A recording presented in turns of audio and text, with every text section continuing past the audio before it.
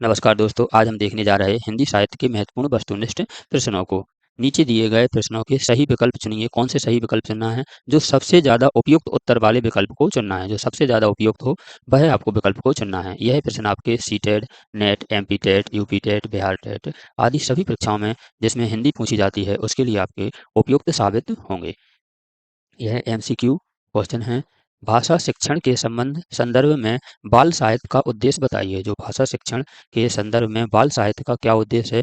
बच्चों को जीवन कौशल सिखाना होता है, या बच्चों को भाषा के नियमों की जानकारी देना होता है, बच्चों को प्रोत्साही पाठक बनाने के लिए प्रोत्साहन करना होता है, या बच्चों को साहित्य विधाओं से परिचित कराना होता है। तो अभी बच्चे छोटे हैं, 1 से लेके 5 तक के लिए, तो बच्चों को साहित्य विधाओं का परिचय कराना यह मुश्किल नहीं है। देखिए, इन्होंने कहा है कि जो सबसे ज़्यादा उपयुक्त हो, वह आपको विकल्प चुनना है। इसमें आपको सभी विकल्प उपयुक्त साबित लगेंगे। ऐसा लगेगा कि आपको सभी विकल्प सही हैं, लेकिन जो सबसे ज़्यादा उपयोगी है, वह आपको आंसर देना है। तो बच्चों को साहित्य विधाओं से परिचित कराना आवश्यक नहीं है। बच्चे छोटे हैं, 1 से 5 तक के लिए। बच्चों को जीवन कौशल सिखाना, बच्चे 1 से 5 तक वाले हैं, इसमें जीवन कौशल नहीं सिखा सकते हैं कि आप जीवन जीने की प्रक्रिया सिखाएँ, कुछ ऐसा काम सिखाएँ जो आपको लाइफ में काम आए। बच्चे छोटे हैं, ये अपन नहीं सिखा सकते, ये गलत हो जाएगा।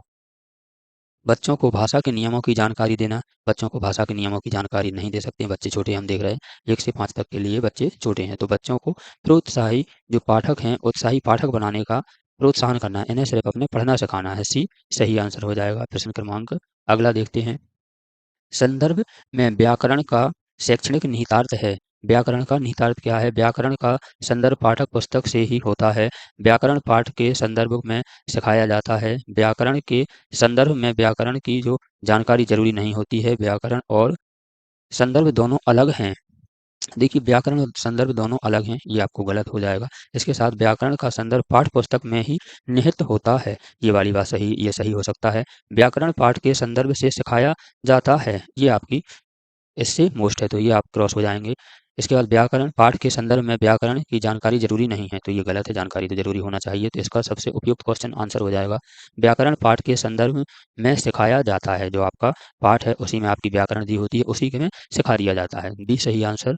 प्रश्न नेक्स्ट, बच्चों को कहानी सुनाने की उपयोगिता सिद्ध होती है। कहानी कहने के तरीके द्वारा होती है, कहानी में गुँथे हुए नैतिक मूल्यों के आधार पर होती है, कहानी से मिलने वाली ज्ञान विज्ञान की जानकारी होती है, कहानी से मिलने वाली सीख होती है। तो ये आपकी मैंने आपको बताया बच्चे 1 से 5 तक हैं, तो कहानी कहने के तरीके द्वारा ये आपको तरीके की आवश्यकता नहीं है। कहानी में गुँथे हुए नैतिक मूल्यों के आधार पे नैतिक मूल्य वो नहीं समझ पाएँगे, छोटे हैं। कहानी में मिलने वाली ज्ञान विज्ञान की जानकारी, ज्ञान विज्ञान वो नहीं समझ सकते हैं क्योंकि उनकी समझ छोटी है।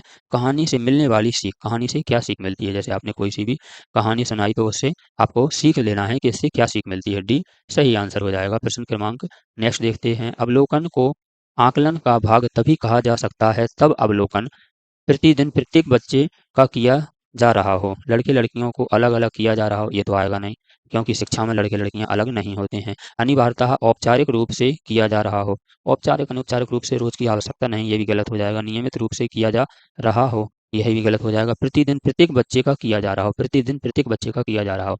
जो आपका शिक्षक है, उसका ये दायित्व होता है कि वो अवलोकन कैसा करे? प्रतिदिन करे। उस शिक्षक को सभी जानकारी होना चाहिए कि आज ये किस प्रकार का बिहेवियर कर रहा है, कैसे क्या है, कल इसने क्या किया था, ठीक है ना?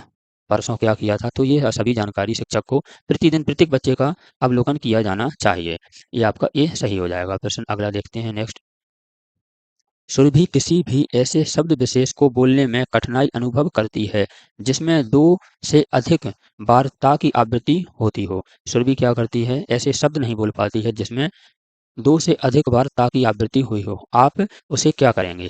ऐसे शब्दों का विकल्प ढूँढ कर देंगे, ऐसे शब्दों को बार-बार सुनने के लिए कहेंगे, बोलते समय उस पर ध्यान देने के लिए कहेंगे, ता वाले शब्दों को बार-बार उच्चारण कराएँगे आप। तो जो आप नहीं बोल पा रहे हैं, मान लीजिए ता वाले शब्द नहीं बोल पा रहे हैं, तो आप उन्हें ता वाले शब्दों को बार-बार उच्चारण कराएँगे। तो इससे उनकी उच्चारण क्षमता बढ़ जाएगी। डी सही आंसर हो जाएगा, क्योंकि बच्चे छोटे हैं, शब्दों को सही नहीं बोल सकते हैं, तो उन्हें आप बार-बार बुलवाएँगे। ता नहीं बोल पाते हैं, तो ऐसे शब्द आप बार-बार बुलवाएँगे तो उनकी आदत में आ जाएगा। नेक्स्ट प्रश्न, प्राथमिक स्तर पर भाषा का अवलोकन करने में सर्वाधिक सहायक है। सर्वाधिक सहायक क्या है? पोर्टफोलियो है, नाटक का मंचन है, वीडियोग्राफी है, लिखित परीक्षण है। तो आपका पोर्टफोलियो आवश्यक नहीं है, क्योंकि सर्वाधिक सहायक पूछ रहे हैं। नाटक या मंचन ये नाटक या मंथन नहीं है। लिखित परीक्षा बच्चों को 1 से 3 तक तो लिखित परीक्षा लेने की अनुमति नहीं है एनसीईआरटी में। एनसीईआरटी ने जो बनाया है एनसीईआरटी ने बनाया है कि 1 से लेके आप 3 तक लिखित परीक्षा नहीं लेंगे, तो ये भी क्रॉस हो जाएगा। वीडियोग्राफी बच्चे क्या है ऑडियो वीडियो देखकर सर्वाधिक सीखते हैं, तो इसका सी सही आंसर हो जाएगा, वीडियोग्राफी सही आंसर। प्रश्न नेक्स्ट। यदि तुम्हें डलिया भरकर आम दे दिए जाएं तो तुम क्या करोगी? इस प्रश्न का उद्देश्य क्या होगा? बच्चों के अनुभव और चिंतन को स्तर देना होता है, बच्चों को मौखिक परीक्षण लेना होता है, बच्चों को गणित की ओर प्रवृत्त कराना होता है, बच्चों को नए शब्दों से परिचित कराना होता है। तो यदि तुम्हें डलिया भरकर आम दे दिए जाएं तो तुम क्या करोगी? इस प्रश्न का उद्देश्य क्या होगा? इसका उद्देश्य होगा बच्चों के अनुभव और चिंतन को स्थान देना होता है। बच्चे इनका क्या क्या कर सकते हैं, बच्चे अपने मन से क्या क्या कर सकते हैं, तो ए सही आंसर होगा। इससे नए न्यूरॉन जागृत होते हैं, नए न्यूरॉन मतलब सोचने समझने की क्षमता बढ़ती है। प्रश्न अगला। अकादमिक सत्र शुरू होने के 2 माह बाद तक भी कक्षा 4 की विद्यार्थियों को भाषा की पाठ्य पुस्तकें उपलब्ध नहीं कराई जा सकी। ऐसी स्थिति में शिक्षक क्या करे? अकादमिक यानी जो आपकी बुक है अकादमी की तरफ से, वो आपको बुक नहीं मिली है, आपको बुक नहीं दी गई है विद्यालय में, तो आप क्या करेंगे? ये कौन से पूछ रहे हैं? कक्षा 4 के विद्यार्थियों के लिए पूछ रहे हैं। तो शिक्षक क्या करेगा? पाठ्य पुस्तक के उपलब्ध होने तक पठन लेखन की प्रक्रिया आरंभ ना करेगा। ये तो गलत ही हो जाएगा। ऐसा नहीं है पाठ्य पुस्तक एक नहीं आई तो आप उन्हें पढ़ाएंगे नहीं। भाषाई क्षमताओं के विकास के लिए अन्य विषय की पाठ्य पुस्तकों का प्रयोग करेगा। ऐसा नहीं है, अगर कोई विषय की नहीं आ पाई है तो उसे दूसरे विषय से अपन नहीं समझा सकते हैं। सुनने और पढ़ने की कौशलता का अध्ययन कराएंगे। तो ये सही हो सकता है। विद्यार्थियों को पाठ्य पुस्तक अपने आप खरीदने के लिए प्रोत्साहन करेंगे, अपने आप नहीं करेंगे आप। तो ये आपका सबसे अच्छा आंसर है। सुनने और पढ़ने की कौशलता का अध्ययन कराएंगे। यदि आप विषय की किताब नहीं आ पाई है तो आप क्या करेंगे? उससे संबंधित सुनने और पढ़ने की कुशलता बढ़ाएँगे, जिससे जब आएगी तो वो पढ़ना और लिखना सीख जाएँगे। सी सही आंसर हो जाएगा। प्रश्न अगला नेक्स्ट वाला। भाषा शून्य में विकसित नहीं होता है। इसका शैक्षणिक निहितार्थ है कि भाषा सीखने के लिए डैश खाली स्थान दिया है अनिवार्य है। भाषा सीखने के लिए अनिवार्य क्या है? आंसर देखते हैं। पारिवारिक संवाद। यदि आपको स भाषा सीखने के लिए डैश अनिवार्य है। भाषा सीखने के लिए क्या है? यदि भाषा शून्य विकसित नहीं हो रही है तो पारिवारिक संवाद ये भी हो सकता है। पारिवारिक संवाद जैसे परिवार में जो बोलचाल की भाषा होती है वो तो सीखते हैं। सामाजिक संपर्क, विद्यार्थी पढ़ाई-लिखाई या फिर भाषा प्रयोगशाला। तो सामाजिक संपर्क आवश्यक होता है क्योंकि परिवार में कितने सदस्य होंगे? 2 होंगे, 4 होंगे, तो उन्हीं से संपर्क होगा। लेकिन सामाजिक संपर्क से आपको भाषा सीखने में अनिवार्य साबित होता है। बी सही आंसर हो जाएगा। ये सभी गलत हो जाएँगे प्रश्न। अगला देखते हैं। प्राथमिक स्तर पर भाषा शिक्षण का उद्देश्य है बच्चों का प्राथमिक स्तर पर भाषा शिक्षण का उद्देश्य है बच्चों को व्याकरणीय नियमों को कंठस्थ करा दें। देखिए पहले ही बता रहे हैं प्राथमिक स्तर पर व्याकरण के नियमों को कंठस्थ नहीं कराया जा सकता। बच्चे छोटे होते हैं, व्याकरण बड़ी होती है। अक्षरों की बनावट के प्रति संकेत करना ये सही हो सकता है। सहज अभिव्यक्ति का अवसर देना ये सही नहीं है। मातृभाषा की लिपि की पहचान करवाना, मातृभाषा की लिपि की पहचान कराने की आवश्यकता नहीं होती क्योंकि जो भाषा है वो परिवेश के हिसाब से चलती है। मातृभाषा उनकी क्या है उसके हिसाब से हम लिपि की पहचान नहीं करा सकते हैं। इसका सही आंसर हो जाएगा अक्षरों की बनावट के प्रति सचेत रहना। अक्षरों की बनावट के प्रति अक्षर अच्छे लिखना आना चाहिए, पढ़ना आना चाहिए, प्राथमिक स्तर तक सिखाया जाता है। इसका सही आंसर हो जाएगा बी। अगला प्रश्न देखते हैं। भाषाई कौशल के संबंध में कौन-सा कथन सही है? भाषाई कौशल के संबंध में कौन-सा कथन सही है? सभी भाषाएँ कौशल अंततः संबंधित होती हैं, सभी भाषाएँ कौशल स्वयं ही विकसित हो जाती हैं, सभी भाषाएँ कौशल पाठ्यक्रम से ही विकसित हो जाती हैं, सभी कोई भी भाषा कौशल अंततः संबंधित नहीं है। तो एक-दूसरे से संबंधित नहीं, ये गलत हो जाएगा क्योंकि क्वेश्चन दोबारा देखते हैं, भाषाई कौशल के संबंध में कौन-सा कथन सही है? ये सही पूछ रहे हैं, सही है, तो ये गलत हो जाएगा। सभी भाषाएँ कौशल पाठ्य पुस्तक से ही विकसित होती हैं, ऐसा नहीं है। सभी भाषाएँ कौशल स्वयं ही विकसित हो जाती हैं, स्वयं तो कुछ नहीं होता है। आप सोचें कि बच्चे स्वयं ही सीख जाएँ, स्वयं नहीं सीख सकते, तो ये तीनों आंसर आपके गलत हो जाते हैं। सभी भाषाएँ कौशल अंततः संबंधित हैं। ये आपका सही आंसर हो जाएगा। प्रश्न क्रमांक हमने आपसे पहले ही कहा जो सबसे उचित है, सबसे ज़्यादा जो अच्छा आंसर है वही आपको देना है। अगला प्रश्न, पढ़कर समझना कुशलता का विकास करने में सबसे कम महत्वपूर्ण है। पढ़कर समझना कुशलता के विकास करने में सबसे कम महत्वपूर्ण साबित होगा। उसके बारे में आंसर देंगे। कहानी का अंत बदलना, कहानी पर आधारित व्याकरण समझना, कहानी को अपनी भाषा में कहलवाना, कहानी पर आधारित प्रश्न पूछना। इसमें हो जाएगा कहानी पर आधारित व्याकरण समझाना। ये देखिए समझाना आया है, यहाँ समझाना है तो शिक्षक इन्हें समझाएँगे, तो ये सही हो सकता है क्योंकि शिक्षकों को समझाना है तो शिक्षक समझा सकते हैं बच्चों के लिए छोटी-छोटी व्याकरण जो उनके लेवल की है। तो इसका बी सही आंसर हो जाएगा। प्रश्न क्रमांक अगला देखते हैं। प्रश्न क्रमांक नेक्स्ट देखते हैं। निम्नलिखित में से कौन-सा कथन प्राथमिक स्तर पर भाषा सिखाने के लिए महत्वपूर्ण है? प्राथमिक स्तर पर भाषा सिखाने के लिए महत्वपूर्ण उद्देश्यों की ओर संकेत करता है।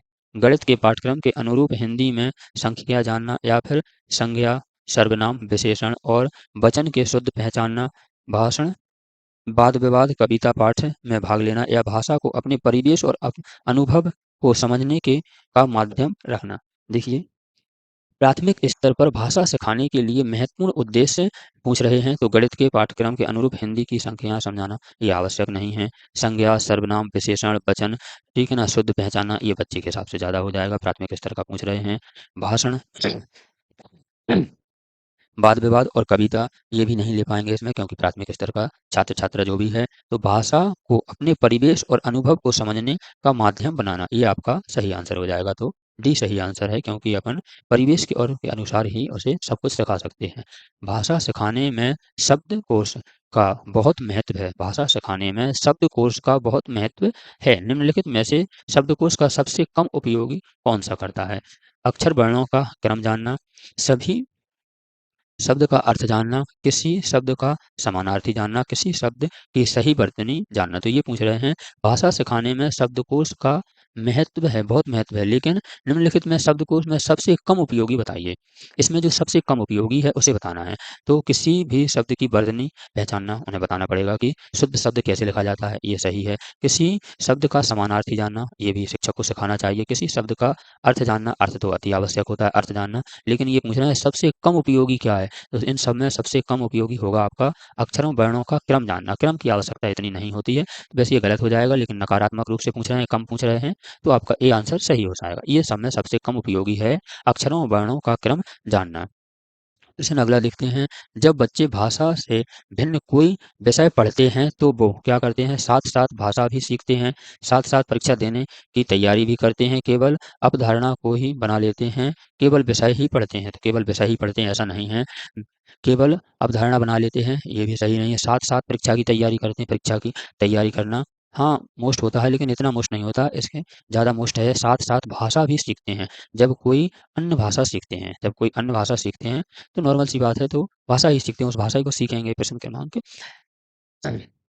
ये सही हो जाएगा। जब बच्चे भाषा से भिन्न कोई भाषा सीखते हैं, तो बस भाषा ही सीखते हैं, क्योंकि छोटे बच्चे हैं, वो इतना ही सीख सकते हैं।